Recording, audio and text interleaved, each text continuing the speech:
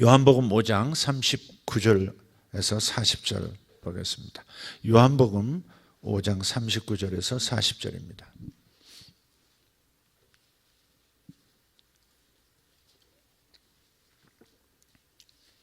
같이 읽습니다. 너희가 성경에서 영생을 얻는 줄 생각하고 성경을 연구하거니와 이 성경이 곧 내게 대하여 증언하는 것이니라. 그러나 너희가 영생을 얻기 위하여 내게 오기를 원하지 아니하는도다. 아멘. 한 번 더 찬찬히 읽읍시다. 너희가 성경에서 영생을 얻는 줄 생각하고 성경을 연구하거니와 이 성경이 곧 내게 대하여 증언하는 것이니라. 그러나 너희가 영생을 얻기 위하여 내게 오기를 원하지 아니하는도다. 아멘. 여기서 영생이라는 표현은 생명이라고 바꾸어 읽어도 아무 상관이 없어요. 같은 단어를 문맥에서 그냥 영생이라고 한국어로 번역을 그렇게 하기도 하고 또 생명으로 이렇게 번역하기도 해요. 나는 길이요 진리요 생명이라 할 때 그 생명도 사실은 영생이라는 단어로 바꿔도 되는 거예요. 그러니까 번역할 때 그 문맥의 흐름상 영생이 더 어울리겠다, 뭐 생명이라고 번역하는 게 어울리겠다, 다 그런 거예요. 그러니까 life 혹은 eternal life. 그러니까 그렇게 이해하시면 돼요. 요한의 언어가 사도 요한의 그 주로 사용하는 단어법이 바로 영생과 생명, 요 단어를 참 많이 얘기합니다. 성경의 맥 중에 맥, 그러니까 대맥은, 가장 큰 맥은 바로 여자의 후손으로 오시는 예수님 이야기입니다.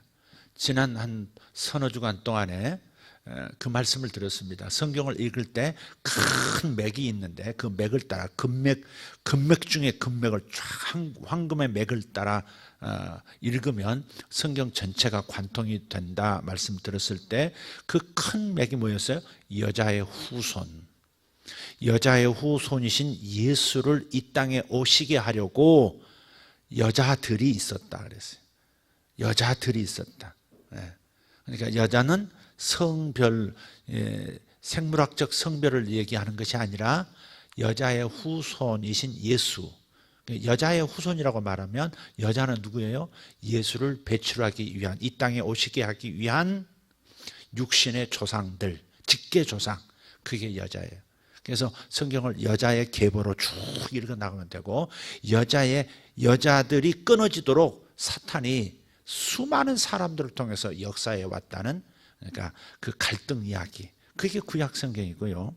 또 신약은 그 여자의 후손이 이 땅에 오셔서 구속사역을 다 마치시고 이제 여자의 남은 자손들인 우리들과 어떻게 하나님 나라를 이룰 건가 하는 이야기가 신약의 얘기인 거예요. 그래서 성경의 맥 중의 맥은 여자의 후손으로 오시는 예수님 이야기다. 그러니까 예수님을 놓치면 성경 읽다가 길을 잃는 겁니다. 예수를 놓치면 다 놓칩니다. 예수를 놓치면 다 잃습니다. 우리 인생도 그렇습니다. 하루의 삶도 그렇습니다. 하루의 삶도 예수를 의식하고 예수를 생각하고 살지 못하면, 그분과 동행하지 못하면 하루가 허사입니다. 그런 심정으로 살아야 합니다. 우리 일생이, 더더군다나 일생에서 예수를 놓치면 다 놓치는 겁니다. 다 잃는 겁니다. 내 인생 날아가는 겁니다. 그런 심정으로 살아가야 예수님은 항상 은혜의 물결로 내게 나타나 주시는 겁니다. 은혜는 항상 내게 있지만 내가 그분을 의식하지 않으면 그 은혜를 놓치는 겁니다.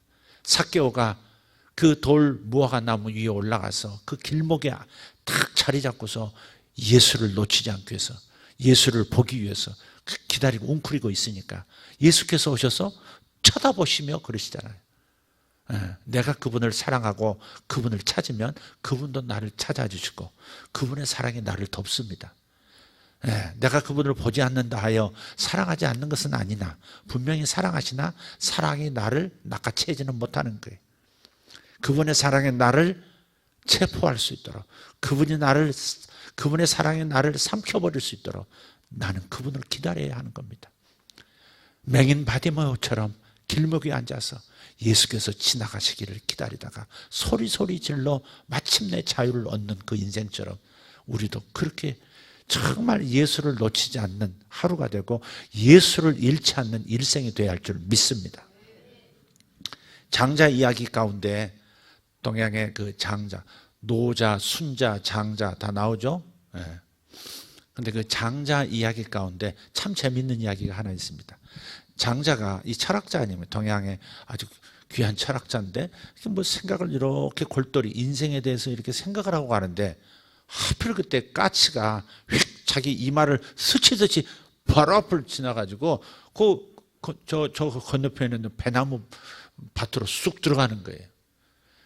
그래서 너무 중요한 생각을 하고 있는데 답을 곧 얻을 것 같은 상황에서 그냥 까치가 확 지나가면서 그게 다 날아간 거예요. 화가 나가지고 돌멩이 하나 집어들고, 철학자도 자기 건드리면 열받는 겁니다. 돌멩이 하나 집어 들어가지고 그리고 이놈의 까치를 죽여버리겠다고 배밭으로 들어간 거예요. 근데 보니까 까치가 자기가 다가가는 것도 모르고 무언가를 이렇게 응시를 하고 꼼짝도 않고 있는 거예요. 아니 그래서 저놈이 뭘 저렇게 자세히 쳐다보고 있나 이렇게 보니까 자세히 보니까 그 까치가 뭘 노리고 있는데 그게 사막인 거예요. 당랑 사막이.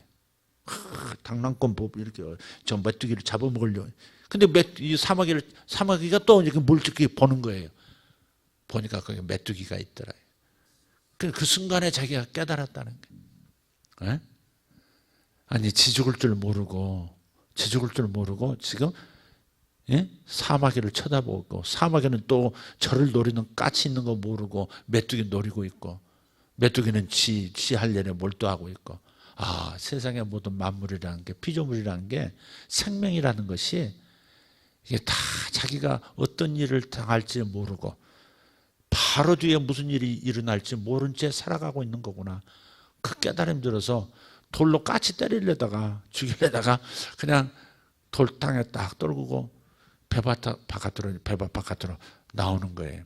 나오는데 마침 저쪽에서 원두막에서 망보고 있던 배밭 주인이 도둑놈아 그러면서 이제 동네방네 소리 지르면서 저놈 잡아라. 그래서 혼비백산에서 장자가 그냥 30리께 주량랑을 놨다는 거예요. 그러다가 또 문득 한 가지 깨달음 2 얻었다는 거 아닙니까? 아, 내가 아까 인생이란 무엇인가에 대해서 곰곰이 생각하고 있었는데 이러다 저러다 내가 무엇을 생각하고 있었는지조차 잊어버렸구나. 그걸 깨달았다는 거죠. 여러분, 성경을 읽다가 종종 우리는 길을 잃어요. 주제를 놓쳐요. 맥을 따라가야 될 텐데, 길을 따라가야 될 텐데 그냥 논두렁, 산두렁으로 다 헤매가지고 결국 성경을 바로 읽지 못하는 그런 경우가 많거든요. 왜 그럴까? 사실 우리의 이성이라고 하는 것도요, 참 별 볼 일 없거든요. 응? 여러분, 의식의 끈이 탁 놔지면 꿈을 한번 꿔보세요. 뇌가 꿈을 꾸는데 내 속에 있는 생각들이 꿈을 꾸는 거 아니겠어요? 그게? 근데 그 꿈이 얼마나 황당해요? 얼마나 꿈들이 황당하냐고 도대체. 생신에 생각지도 못하는 그 생각을 속에서 하고 있잖아요. 그게 꿈으로 나타나는 거 아닙니까? 그러니까 인간의 이성이라는 건 믿을 바가 못 되는 거예요. 그래서 어떤 사람은 마치 인간의 논리, 인간의 이성이라는 것은 이렇게 청동으로 만든 울룩불룩한 거울과도 같아서 제대로 사물을 보지 못한다는 거죠. 옛날에 공주도 유리가 개발이 안 됐기 때문에, 거울이었기 때문에 그 청동 같은 거 벤질벤질하게 만들어서 보긴 보지만 얼마나 매끈하고 반듯합니까 그게? 아무리 고운 얼굴도 일그러져 보이고 자세히 보이지도 않고 어디가 흐트러졌는지도 모르고 그런 거울로 자기를 보듯이 인간의 이성, 인간의 논리라고 하는 것조차도 가만히 보면 그게 세계를 보는 자기의 패러다임이고 그게 세계관인 건데 자기 자체가 제대로 뭔가를 볼 수 있는 그러한 상태가 아니라 일그러진 청동 거울 같아가지고 모든 사물을 왜곡되게 이해한단 말이에요. 그러니까 성경대로 성경을 읽지 않으면 길을 잃어요. 내 논리를 믿고 내 지식을 믿고 내 깨닫는 힘을 믿고 성경을 대하시면 성경을 제대로 읽지 못하고 편견으로 읽게 되어서 길을 잃어버려요. 그래서 이단이 그래서 나오는 것이고, 그래서 성경을 읽어도 제대로 된 변화가 일어나지 않고 그러는 거예요. 그래서 하나님의 말씀을 거울이라 했는데, 거울을 제대로 보는 법을 여러분 배워야 하는 겁니다. 그래서 맥을 따라간다. 그것은 성경을 성경대로, 성경이 읽으라는 대로 읽는 거예요. 성경의 맥을 따라 읽어라. 그래서 그냥 창세기 이야기에서 매몰되면 안 돼요. 창세기 이야기는 사실 창조사건 이야기라기보다는 예수가 이 땅에 오시는 것을 시작하는 이야기죠.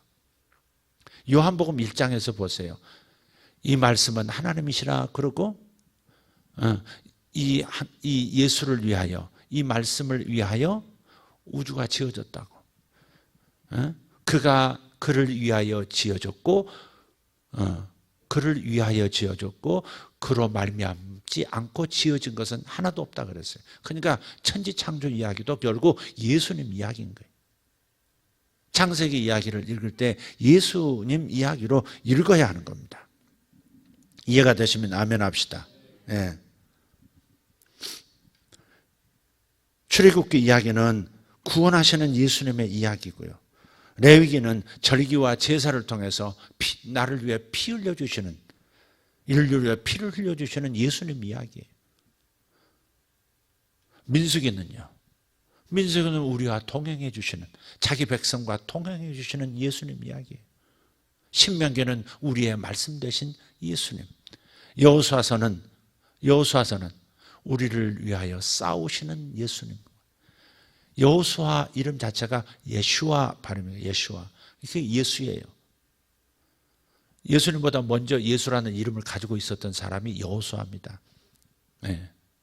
여호수아가 가나안 땅을 맨 먼저 정복할 때 여리고성을 정복했잖아요. 여리고부터 정복했잖아요. 오늘 아침에 삭개오 말씀을 하면서 여리고에 삭개오라는 인물이 살았었다. 근데 그 삭개오를 여리고에서 예수님께서 구출하시잖아요. 그러니까 예수님께서 여리고를 탁 들어가실 때 여호수아 이야기가 떠올라야 되는 거예요. 여호수아가 가나안 정복하기 시작할 때, 여리고를 정복할 때, 길갈에 진칠 때 예수님을 떠올려야 되는 거예요. 거기서부터 예수 이야기가 다 있는 거예요. 가나안 정복하기 전에 군대 장관 한 사람이 나타나잖아요. 칼을 빼오던 빛나는 어떤 존재가 나타났는데, 너는 우리를 위하는 존재냐 아니면 적들을 위하는 존재냐 그랬더니 뭐라고 대답을 하죠. 그러니까 여호수아가 그 자리에 엎드리잖아요. 나는 여호와의 명령을 받들어 온 사령관이다, 군사령관이다. 그 예수님이시거든요. 구약에 나타난 예수님이거든요. 그러니까 여호수아는 우리를 대신해서 싸워주시는 예수 이야기입니다. 항상 이 생각을 가지고 있어야 되는 거예요. 성경은 어디를 펴도 예수로 충만합니다. 따라서 우리는 성경을 통해서 예수님을 보고, 성경을 보면서 예수님을 찾아내고 예수님을 발견해야 하는 겁니다. 예수를 발견하지 못하면 안 돼요. 신약 마태복음 1장 1절에 보면 아브라함과 다윗의 자손 예수 그리스도의 계보라 그랬어요. 이렇게 시작을 해요.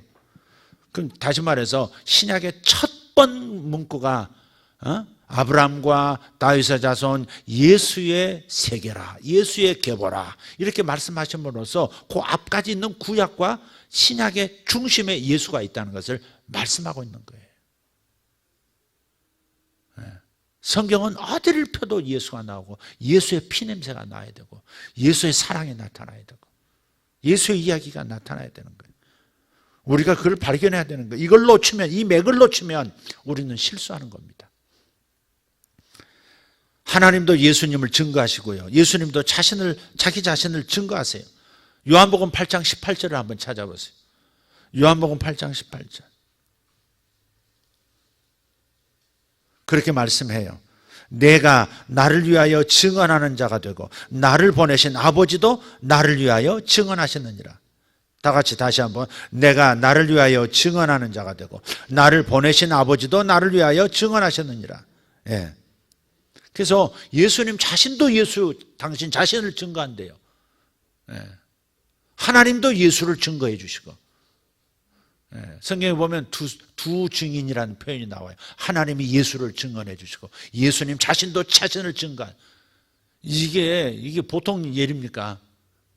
오늘 본문 말씀 보세요. 너희가 성경에서 생명을 얻는 줄 생각하고, 생명을 얻는 줄 생각하고 성경을 연구하거냐. 성경을 이렇게 암송하고 성경을 묵상하고 설교를 듣고 할 때 우리의 중심은 어디 있어야 돼요? 생명을 얻어야 된다. 생명을 얻어야 된다. 생명이 들어오면 나는 살아난다. 생명이 들어오면 내 삶은 기름져진다. 그런 거 아니에요. 그런데 그 생명이 누구예요? 내게 대하여 증언하는 것이라. 예수가 생명이라는 것이죠. 막연하게 생명이 아니에요. 예수가 생명이고 예수가 바로 은혜인 거예요. 그러나 너희가 생명을 얻기 위해 내게 오기를 원치 아니하는도다 그랬어요. 오지 않는 놈에 대해서도 이렇게 말씀하는 거지만 와도 딴 데 마음 두고 오는 놈들을 향해서 주님 지적하시는 말씀이에요. 너희가 생명을 얻기 위하여 내게 오지 않는도다. 생명을 얻으려고 와야 된다 이 말이에요. 또 생명을 얻으려면 예수께로 와야 된다. 예수님 당시에도 바리새인, 서기관, 종교 지도자들 그렇게 학자들이 많았지만 성경을 연구한다고 연구하지만 결국은 예수를 발견 못하고 다 망하잖아요. 예수를 오히려 십자가에 못 박아 죽여버리잖아요. 예수를 배척하고 예수를 모멸하고 예수를 죄인으로 만들어버리고 천하의 몹쓸 로마의 대죄인으로 만들어서 죽여버리지 않습니까? 그러니까 예수를 얻으려고 하는 마음, 예수를 발견하려고 성경을 보지 않으면 이렇게 망하는 겁니다. 그것이 성경 안에서만의 얘기가 아닙니다. 우리의 의식이 항상 그래. 예수 믿는다는 사람의 의식이 항상 예수를 찾아야 되고 성경을 읽을 때 예수를 찾아야 되고 설교를 할 때 예수님을 느끼려고 하고 예수님을 발견하고 예수님을 배우려고 해야 되는 거죠. 그래서 사도 바울은 예수를 아는 지식 외에는 모든 것을 다 배설물로 똥으로 여긴다는 거예요. 이게 똥으로 여기질 않으면 자꾸 이렇게 끌리니까 이 더러운 것 이렇게 하지 않으면 예수님을 알고 싶은 마음에서 마음이 이렇게 에너지가 분산이 되고 마음이 흐트러지니까 예수를 놓치게 되니까 에이 아무것도 아니야. 에이 아무것도 아니야. 그렇게 그런 사람에게 진짜 은혜가 강력하게 임하는 거예요.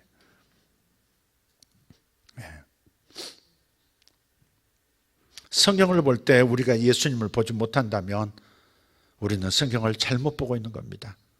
성경을 통해서 선악과가 보이고 방주가 보이고 가나안이 보이는데 노아가 보이고 아브라함이 보이고 모세가 보이고 다윗이 보이고 바울이 보이는데 예수가 보이지 않는다면 이건 우리는 큰 실수, 정말 헛일을 하는 겁니다. 아담을 통해서 예수님을 보고 노아를 통해서 예수님을 볼 수 있어야 합니다. 선악과에서 예수님을 발견해야지. 예수의 수고와 예수의 약속을 발견해야지. 선악과 사건 자체만 보니까 시험 드는 겁니다. 하나님이 왜 저런 걸 만들어가지고 우리를 다 함정에 빠뜨려가지고 인류가 다 죄인이라고 그러고 병 주고 약 주고 그게 뭐 하는 짓이냐고 이러면서 선악과 생각하다가 시험 들어가지고 교회 안 나오고 무엇 때문에 선악과를 만들어가지고 아니 그 사건 속에서 선악과를 따먹고 하나님의 기준인 하나님과 인류 사이에 아담과 하나님 사이에 언약으로서 선악과가 있는 건데 내가 네 하나님이야. 그러니까 내 말은 꼭 지키는 것이 너에게는 생명이야. 이렇게 그 기준으로서 선악과를 볼 때 따먹고 싶으면 내가 내 마음이 변질됐나 보다. 이거 알라고 선악과 둔 거거든요. 그죠? 선악과 관심이 없고 오직 주님 만나는 게 생명과일 또 이렇게 주님 주신 은혜만 이렇게 찾아지면 괜찮은데 어느 날 갑자기 선악과가 빛나 보이고 왠지 황금 열매 같아 보이고 저거 먹으면 그냥 똑똑해질 것 같고 막 그런 생각이 들면 내가 지금 하나님을 떠나 있구나. 하나님의 사랑을 놓치고 있구나. 그걸 알려고 그 기준으로 준 거 아니겠어요? 근데 선악과만 쳐다보고 저놈을 왜 만들어가지고 저렇게 따먹을 줄 알면서도 저기를 만들어가지고 따먹게 해가지고 아담만 죄인이 아니라 아담의 후손이 우리까지도 전부 죄씨로 만들어가지고 이렇게 비참하게 이렇게 살게 하냐고. 이거 시험 들어가지고 성경 틀렸어 그런다든지 뭐 이렇게 시험에 빠지는 거예요. 그러니까 선악과 사건 통해서 예수를 발견하라 이 말이에요. 이해가 되시면 아멘 합시다. 야, 방주 만드느라고 고생했겠다. 아이고, 저 나무는 무슨 재질로 만들었을까? 아이고, 역청도 많이 들었겠다. 세상에 나 같으면 저렇게 안 만들 텐데. 뭐 그렇게 하면서 방주 얘기에 빠질 게 아니라 바로 그 방주 이야기가 예수를 가리키고 있는 얘기라는 걸 발견해야 된다 이 말이에요. 예? 방주가 나와 내 가족 다 살렸듯이 예수가 나와 내 가족을 다 살린다. 주 예수를 믿어라. 그리하면 너와 내 집이 다 구원을 받을 것이다. 막 이렇게 은혜로, 예수의 은혜로 들어가야지, 예수를 놓치고 그 사건 자체에, 배경 자체에 함몰이 되면 우리는 길을 잃어버리는 것이다 이 말이에요. 변화산상 이야기 마태복음 17장에 기록이 되어 있어요. 1절에서 8절을 보면 베드로, 요한, 야고보가 예수님하고 함께 저 변화산이라는 산에 올라갔어요. 네, 변화산. 저 북쪽에 있는, 갈릴리 북쪽에 있는 산이에요, 변화산. 네, 큰 평야하고 이스라엘 평하고 이렇게 다 있는 산인데, 그 변화산에 이렇게, 저번에 작년에 그 변화산을 또 한번 가봤거든요. 쭉 타고 웬만큼 차 타고 올랐다가 또 걸어서 쭉 올라갔는데, 그 변화산에서 예수님과 세 제자가 이렇게 기도를 하는데 갑자기 예수님의 용모가 확 변하는 거예요. 그러니까 예수님은 인간이시지만 하나님이시잖아요. 그러니까 예수의 신성이 나타난 거예요. 예수님의 신성이, 그 껍데기가 싹 희미해지고 그 본질이 하나님이신 그분이 이렇게 용모가 이렇게 변하고, 그분이 입으신 옷조차도 이 세상에 그 어떤 세제로도 희귀할 수 없는 그런 밝은 모습으로 이렇게 변화가 되는 겁니다. 깜짝 놀라가지고 이렇게 주목하는데 그 옆에 모세가 있고 다른 쪽에 엘리야가 있는 거예요. 딱 보니까 알겠어. 몇백 년 전 사람이고 천년 전 사람이지만, 그런데 모세인 줄 알겠고 엘리야인 줄 알겠는 거예요. 그래가지고 베드로가 너무 황홀해가지고 뭐라 그럽니까? 주여, 여기에 집을 세 채 지어드리겠사오니 하나는 주를 위하여, 하나는 모세를 위하여, 하나는 엘리야를 위하여 하사이다 그래요. 그러니까 그야말로 하늘이 땅에 최종적으로 임했다, 하늘이 땅과 겹쳐졌다 생각하고 초막절이, 진정한 초막절이 이루어졌다고 생각하고 초막셋을 짓겠다 그런 거예요. 근데 이 말을 들어보면 베드로가 지금 길을 잃은 게 보여요. 함정에 빠진 거예요. 그때 당시 이스라엘 사람들이 가장 존경하는 선지자는, 대선지자 중에 선지자는 모세하고 엘리야입니다. 엘리야는 율법의 대표자요, 모세는 율법의 대표자, 엘리야는 선지자의 대표자입니다. 구약의 대표자 두 사람이 나타난 거예요. 그런데 예수님을 그 두 사람 사이에 똑같은 레벨에 둔 겁니다. 예수님을 모세와 엘리야 수준으로 생각한 거예요. 그래서 하나는 주를 위하여, 하나는 모세를 위하여, 하나는 엘리야를 위하여 집을 지어드리겠습니다. 그리고 영원토록 여기 있읍시다, 이런 거예요. 그러니까 예수님을 유일하신 하나님의 아들이시여, 아니 하나님이신 그분으로 인식하지 못하고 대선지자 모세와 엘리야 수준으로 예수님을 생각한 겁니다. 여러분, 예수를 찾아도 인류의 스승 정도로 생각하면 구원은 없습니다. 좋은 가르침은 받을 거예요. 스승으로 여기니까. 그러나 그분이 그의 생명은 되지 못할 거예요. 왜? 그냥 인류의 스승일 뿐이니까. 위대한 존재이니까. 그래서 여호와 증인은 예수님을 삼일체 하나님으로 여기질 않습니다. 여호와 증인은 예수를 선지자 중에 하나라고 여깁니다. 베드로하고 똑같은 고백을 하는 겁니다. 삼일체 자체도 부정하고, 하나님은 한 분인데 어떻게 삼위가 될 수 있느냐, 세대가리들이 어떻게 그걸 이해할 수 있다고 그렇게 딱 이해 못하는 것은 아닌 거야 하면서 딱 잘라버릴 수 있습니까? 예수를 선지자라고 생각합니다.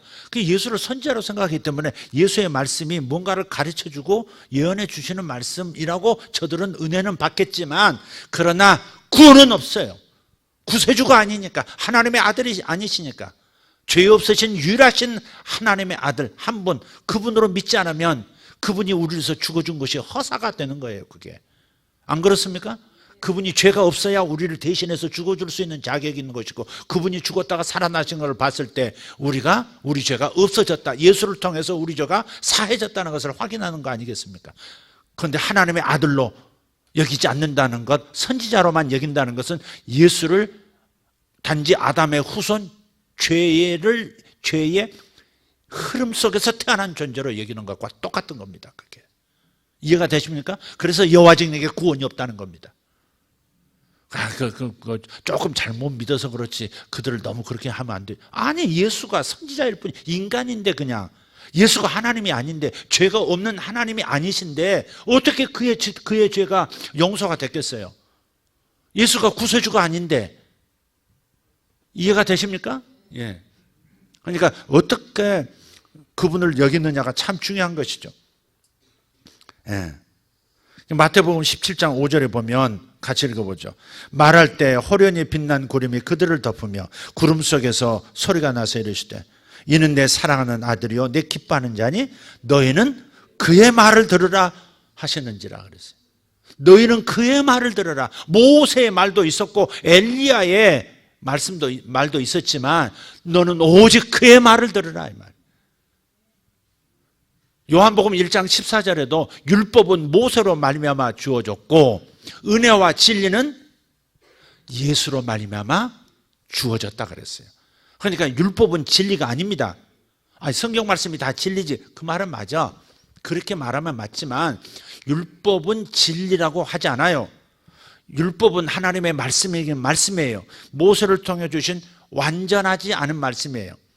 아니, 말씀 자체는 완전하지만 인간이 율법을 다 지켜낼 수가 없기 때문에 결국은 인간을 죄사하지 못하고 인간을 완전하게 만들어주지 못한다는 차원에서 율법은 하나님의 말씀이지만 진리는 아니다 이 말이에요. 이해가 되세요? 그러나 예수께서 진리시다. 그러니까 예수만 진리인 거예요. 구원은 오직 예수를 통해서 오는 겁니다. 율법을 통해서 오는 게 아니잖아요. 오직 예수를 통해서 구원이었고 오직 예수를 통해서만 생명을 얻습니다. 율법은 행동을 올바르게 하라고 가르쳐주는 역할은 합니다. 이렇게 살라고 저렇게 살라고 이게 인간이라고 가르쳐주기는 하지만 가르침대로 살 수 있게 하는 힘은 율법은 주지 못해요. 오직 그 힘은 예수를 통해서 성령이 부어지면 되는 겁니다. 할렐루야. 그래서 8절에 가서 보면 제자들이 눈을 들고 보매 오직 예수 외에는 아무도 보이지 아니하더라. 이게 그 변화산상 이야기의 핵심이에요. 오직 예수 외에는 아무도 보이지 아니하더라. 창세기에서 오직 예수 외에는 아무도 보이지 아니하더라. 출애굽기에서 여호수아서에서 예수 외에는 보이지 않더라. 오늘 하루 중에 예수 외에는 보이지 않더라. 오늘 누구를 만났고 무슨 일이 했고 저런 일이 했고 이런 공부하고 저런 책을 읽었어도 그래도 나는 그 속에서 예수의 모습이 보였다. 예수님의 동행하심이 나는 느껴졌다. 이것이 낭비하지 않는 하루요, 허사가 되지 않는 일생이 되는 겁니다. 여기 와 있어도 생명을 주시는 예수에게 집중하지 못하는 인간들도 있거든요.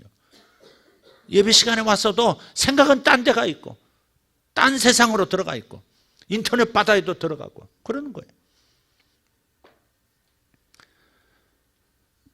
우리는 그래서 항상 예수를 먼저 보고 그 다음에야 다른 것을 보아야 합니다. 성경을 읽을 때 예수부터 먼저 보고 그 다음에 다른 것을 보아야 실수하지 않고 길을 잃지 않는 거예요. 성경에 많은 영웅들이 나오죠. 모세, 아브라함, 이삭, 야곱, 요셉, 다윗, 삼손, 바울, 디모데 다 믿음의 영웅들이 나와요. 근데 가만히 보면 이게 저희 어렸을 때만 해도, 어렸을 때만이 아니라 지금도 좀 그런 게 있는데 설교를 가만히 들여다보면, 설교를 이렇게 듣다 보면 예수를 증거한다기보다도 그 인물에 집중하는, 요셉이 이렇게 청실하게 살았고 요셉이 이렇게 자기를 이렇게 절제했고 그래도 뭐 형제를 용서했고 그래서 이렇게 복을 받았다. 요셉에게 방점을 두고 그러다 보니까 우리는 요셉이 되어야 돼. 요셉이 되어야 돼. 요셉. 지금 예수를 잃어버린 거죠. 사실 아브라함, 믿음의 조상 아브라함, 믿음의 조상 아브라함, 우리의 믿음의 조상은 아브라함이야 이렇게 말하지만 또 그것도 어느 측면에서는 사실이지만 아브라함이 완벽한 인간입니까? 보세요. 우리는 절대 하지 않을 짓을 아브라함은 했어요. 모르지. 남자들 그 상황 되면 아브라함 좀 할는지는 모르겠는데. 좀 권력자가 자기 아내 사라를 굉장히 이뻐하고 갖고 싶어 하니까 상납하잖아. 2번이나. 세상에.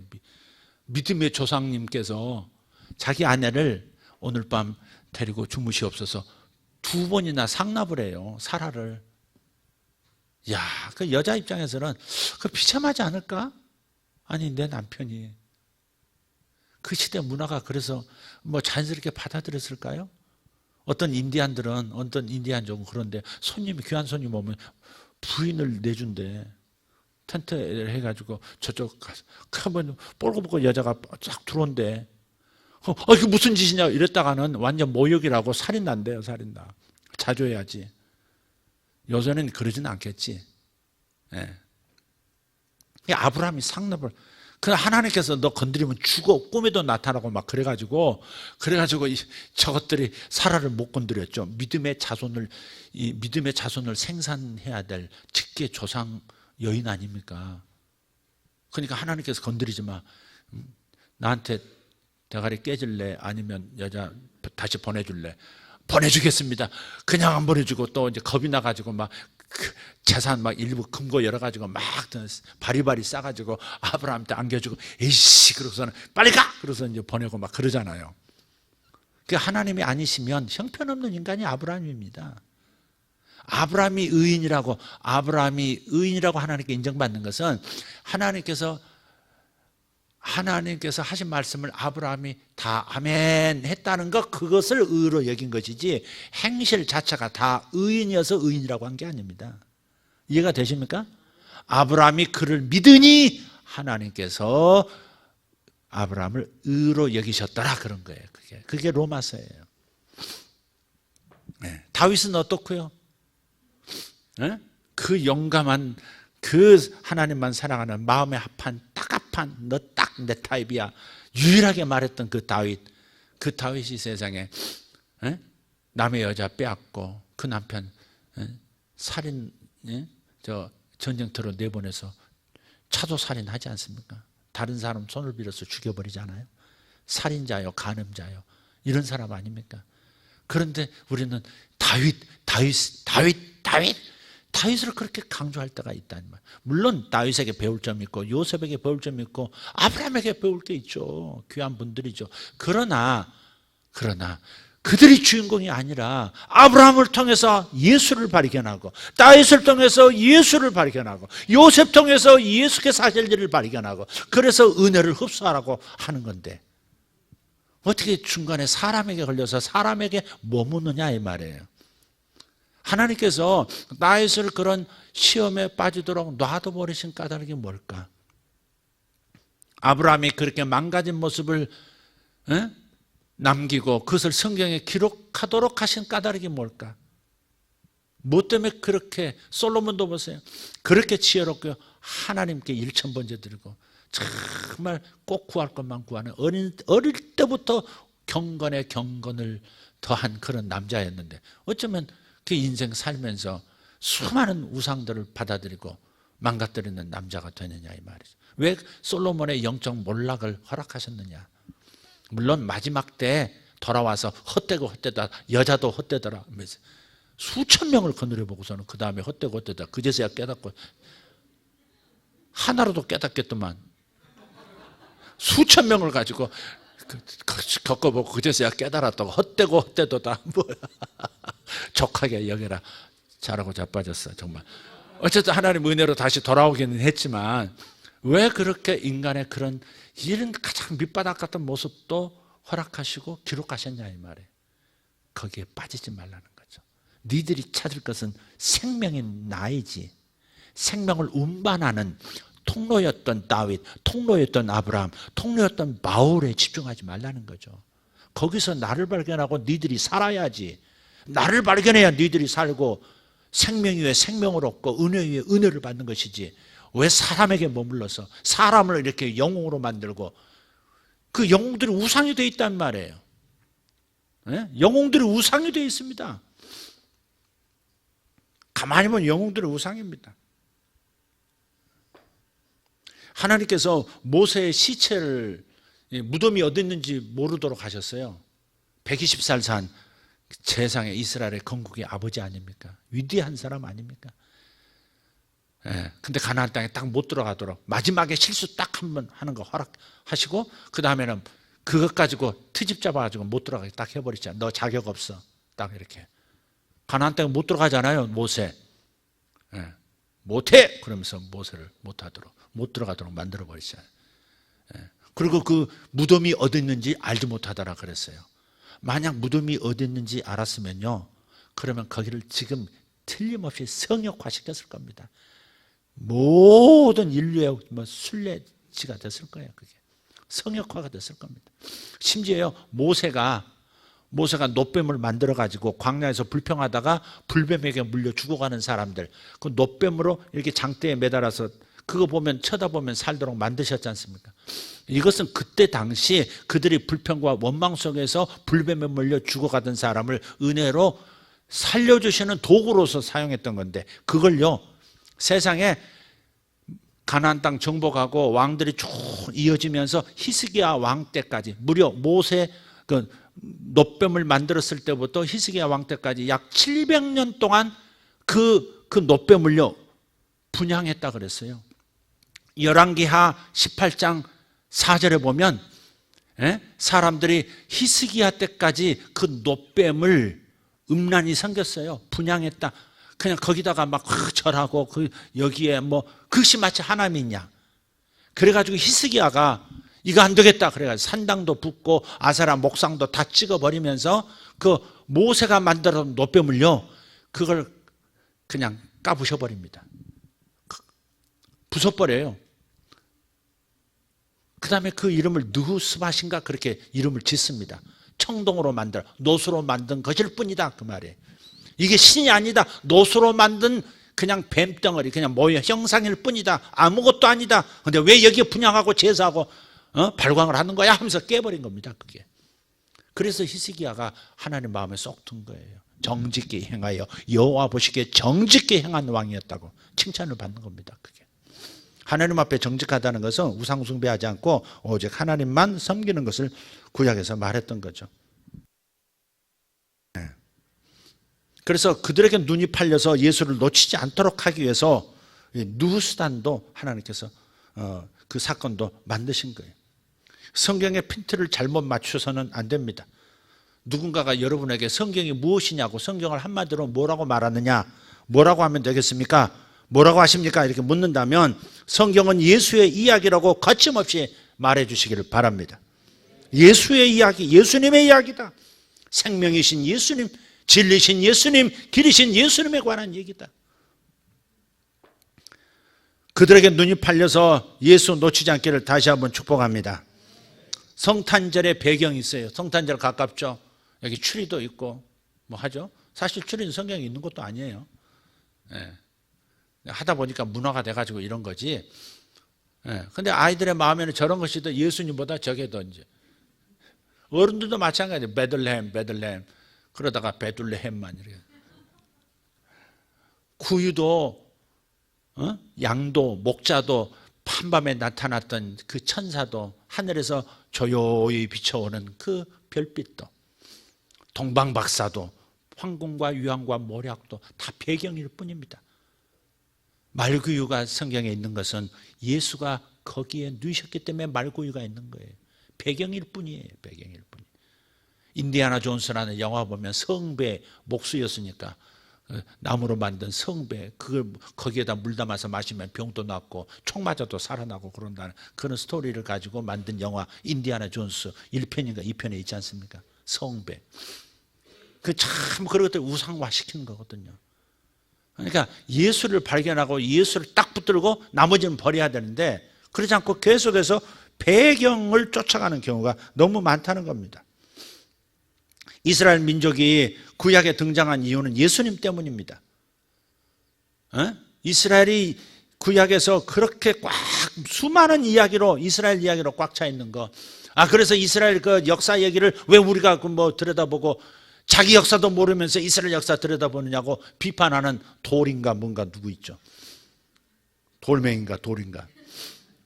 근데 그 이스라엘 민족의 역사 이야기가 왜 중요하냐면 거기에 예수 이야기가 있기 때문에 그런 거예요.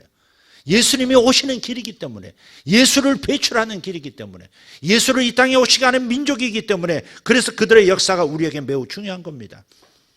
아브라함, 이삭, 야곱을 선택해서 이스라엘 민족을 크게 하신 까닭은 예수님을 얻기 위해서 그런 거예요. 그래서 예수님은 없는 이스라엘은 아무런 의미가 없습니다. 그래서 예수님이 등장하고 나서는 성경은 더 이상 이스라엘을 배경으로 삼지 않습니다. 성전도 다 때려 부셔버립니다. 예수가 왔으니까 끝. 성전의 실상인 진정한 성전 예수가 왔으니까 저 헤롯 성전 어마어마한 돈을 들여서 거대하게 지은 황홀한 성전도 아무 의미 없어. 로마의 티투스 보내가지고 다 때려 부셔버리잖아요. 예수가 예수를 오게 하기 위한 통로, 예수 이야기를 만들기 위한 배경으로서 이스라엘이 필요한 것이었고, 성전이 필요한 것이었고, 제사장이 필요한 것이었고, 다 그런 거예요. 그러니까 예수님이 이 땅에 오시고 주의 일을 이루신 다음에는 이스라엘이 사라져버리잖아요. 오히려 이방 나라들이 전면에 등장하고, 이방 나라에서 하나님의 구원의 역사, 예수의 역사 이야기가 다시 쓰여지고 있지 않습니까?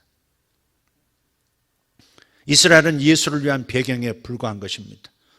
농부가 가을에 추수한 후에는 볕단에 별로 신경 쓰지 않습니다. 추수하기 전까지는요, 벼에 그렇게 세심하고 잠도 쉽게 이루지 못하면서 노심초사하면서 벼에 관심을 갖습니다. 그죠? 거름 주고 물 주고 잡초 뽑고, 심지어는 무슨 농법 한다고 오리 풀어서 벼 기르고 우렁이 풀어서 또 벼 기르고 별짓 다 하잖아요. 네. 그러나 가을거지 추수 딱 끝나 알곡 털이 딱 한다면 그 다음에 그 볕단에 그렇게 주목하지 않습니다.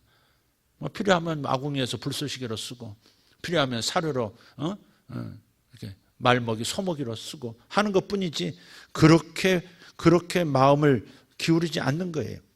농부의 관심은 오직 알곡에 있기 때문에 그렇습니다.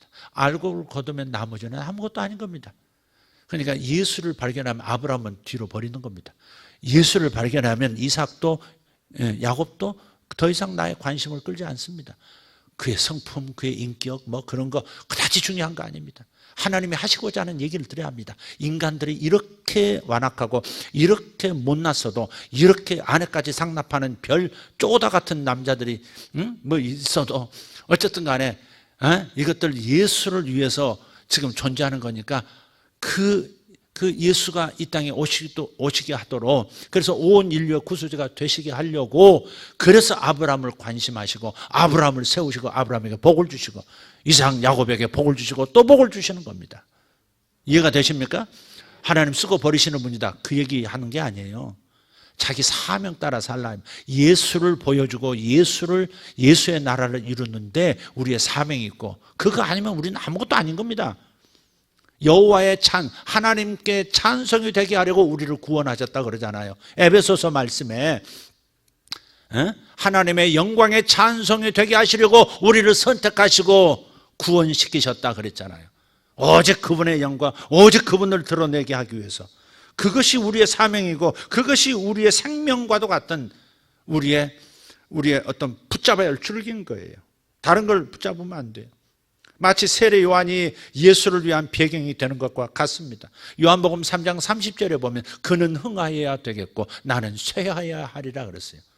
아니 선생님, 그 세례 요한의 제자들이 오늘 와가지고 선생님, 아니 전번에 그 예수라는 이에게 세례 주셨지 않습니까? 당신이 주셨지 않습니까? 당신이 더 대빵인데, 아니 저 사람이 저쪽 가서 요단강 저 상류에 가가지고 세례 주는데, 아니 여기 오는 사람보다 더 많이 글이 몰립니다. 어떤 사람이 와가지고, 목사님 여기 우리 교회보다 저 건너편에 지구촌 교회 왜 이렇게 사람이 많습니까? 거기 많이 몰립니다. 목사님 어떡합니까? 불쌍합니다 목사님. 만약 그러면 주여. 그러듯이 제자들이 선생을 생각해가지고, 아유 선생님 어떻게 아유 쪽팔리시지 않으세요? 뭐 이런 거야. 그랬더니 하는 말이 오히려 한 수 더 뜹니다. 나는 쇠하여야 하겠고 그는 흥하여야 하리라. 그러니까 자기는 예수를 광야의 목소리가 되어 소개한 다음에 자기는 역사의 뒤로 사라지는 것이 맞다 이 말이에요. 자기는 역사의 뒤로 사라지는 것이 맞다. 모세가 자기 무덤도 남기지 않고 싹 사라지듯이 그런 거예요. 그런 마음으로 살아야 되는 거예요. 끝까지 내가 뭐 해먹겠다고, 끝까지 내가 주인공 돼야 한다고. 그렇게 살면 여러분 정말 탐욕스러운 사람 됩니다. 나이가 들어도 늙어 죽어도 죽어가면서까지도 추한 사람 됩니다. 그러니까 하나님께서 쓰시고 하나님 내가 사명이 남아있으면 그 사명을 위해서 내가 달려가지만 아니라면 조용히 물러나는 겁니다. 그냥. 아멘입니까? 네. 아둥바둥 뭐 존재감을 잃었느니 살맛이 안 나느니 막 직장 그만두면 갑자기 팍 늙어버리고 그거 아주 웃기는 일입니다. 내가 왜 그 얘기하는지 모르겠네. 다시 말씀드려요. 하루의 삶에서 예수를 놓치면 하루가 모두 허사가 됩니다. 인생 전체에서 예수를 놓치면 일생이 허사가 된다는 그런 심정으로 사시기를 예수 이름으로 축복합니다. 나는 길이요. 무슨 말이에요? 너희들이 나를 놓치면 인생이 미혹이요. 인생 그냥 유리하는 별이야. 그 말 아니겠어요? 나는 진리요.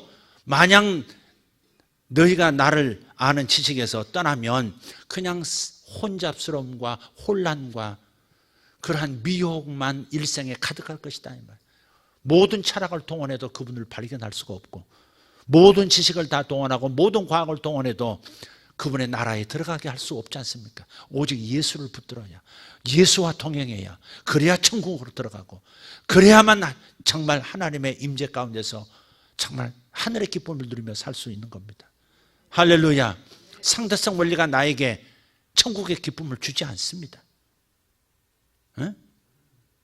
이 땅에 아무리 밝은 빛이 개발이 되어도 우주 저 끝까지 볼 수 있는 망원경이 나타나도 내가 예수를 놓치면 천국을 놓치는 거고 생명을 놓치는 거 다 놓치는 거. 내가 생명이요 하는 말은 뒤집어서 얘기하면 뭡니까? 니들 나 놓치면 다 망하는 거야. 다 죽는 거야. 그 말 아니에요? 예수를 놓치면 너 죽는다. 그 말 아닙니까? 내가 생명이요. 나 놓치면 너 죽는다. 그 말 아닙니까? 나 놓치면 너 죽어. 오늘도 너희가 나를 의식하지 못하고 놓치면 그 순간에 너의 방어벽을 네가 스스로 해체한 거와 똑같아. 무슨 일이 일어날지 모르는 거야. 그런 말 아닙니까? 그러니까 우리가 성경에서 예수만을 찾아야 된다. 아브라함에게서, 요셉에게서, 다윗에게서 예수 발견해야 된다. 로만 그치지 말고 우리의 현실 속에서, 직장 속에서, 가정생활 속에서 내가 예수 의식이 없으면, 예수님을 찾는 의식, 그분의 임재를 느끼면서 가지 못하면 우리는 그만큼 헛된 하루를 보내는 것이고 헛된 일생을 보내는 것이다. 이런 심정으로 살아가야 된다. 이 말. 예수가 전부입니다. 과거에도 예수가 전부였고 지금도 예수가 전부고 나의 내일도 예수가 전부입니다. 여러분이 예배에 와야 되는 이유, 말씀을 들어야 되는 이유가 이것입니다. 너희들이래. 주여, 헛소리가 나온 거 보니까 설교를 마치라 하는 얘기 같습니다. 기도하겠습니다. 그냥 기도하겠습니다. 다음 말이 있었는데 놀래가지고 잊어버렸습니다. 하나님 감사합니다. 예수님 놓치면 다 잃는다. 예수님 놓치면 나 죽는다. 너 죽는다.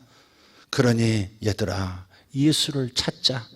우리 예수님을 붙들자. 예수님을 놓치지 말자.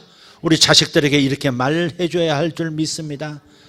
사랑하는 배우자에게 예수 붙듭시다. 예수 붙듭시다. 당신 건강하면 됐어요. 이렇게 말할 것이 아니라 당신 회사 안정되면 됐어요. 감사해요. 이렇게 만족하고 끝낼 일이 아니라 예수를 놓치면 죽습니다. 예수가 생명입니다. 예수가 전부입니다. 인류 역사 전체가 예수를 가리키기 위해서 존재하는 것인데 내가 예수를 놓치고 어떻게 이 세상 속에서 이 세대 속에서 바르게 살아갈 수가 있겠습니까? 예수를 만납시다. 예수님께 갑시다. 예수님을 찾읍시다. 예수님을 놓지 마세요. 이렇게 말하는 우리가 되어야 할 줄 믿습니다. 오늘 이 시간 예수로만 살리라. 예수만 발견하고 예수만 찾고 예수만 붙잡고 예수를 놓지 아니하는 삶을 살리라. 다짐하는 분들 일어나서 함께 같이 기도하기를 원합니다. 예수님께서 오늘 나타나 주셨습니다. 말씀을 통해서 나타나 주셨습니다. 맞다. 역사가 나를 증거한다. His story, 역사는 His story, 그의 역사라 했듯이 나의 역사가 역사인 것이다. 나의 이야기가 역사다. 너의 이야기가 나의 존재를 드러내는 역사인 것이다. 그러니 오직 나를 드러내라. 오직 나를 드러내라. 너를 드러내지 말고 나를 드러내라. 너를 의식하지 말고 나를 의식하라. 너를 생각하지 말고 나를 생각하라. 단지 자의식을 갖지 말고 예수 의식으로 살아라. 자의식은 망하는 길. 그러니 자기를 부인하고 예수 의식으로 살라. 자기를 부인하고 예수 의식으로 살라. 자의식을 버리고 예수 의식으로 살자.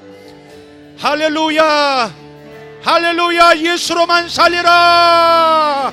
주여, 두 손 들고 주여, 주여. 할렐루야. 우리 하나님 감사합니다.